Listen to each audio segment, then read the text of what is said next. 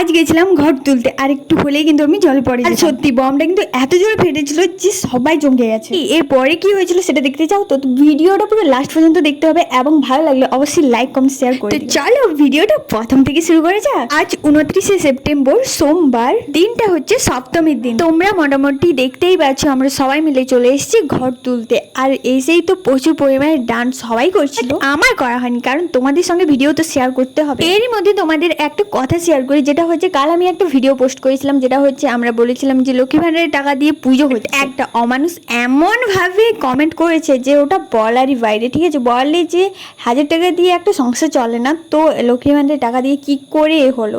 তো আমি একটা কথাই বলতে চাই, যাদের বিশ্বাস হচ্ছে না এসে দেখে তো মন থেকে চাইলে না সবকিছুই করা যায়, যেটা হয়তো এটা হচ্ছে প্রমাণ। ঠিক আছে, তো আজকে এখন হচ্ছে সন্ধ্যা আরতি দেখতে যাবো, তার আগে একটু খাওয়া দাওয়া করে নিচ্ছি। তো চলো এখন হচ্ছে সন্ধ্যা আরতি দেখতে যাবো। আমার স্টোরেজ পুরো ফুল হয়ে গেছে, এই জন্য এখনকার ভিডিওটা এখান পর্যন্তই। দেখা হবে নেক্সট ভিডিও।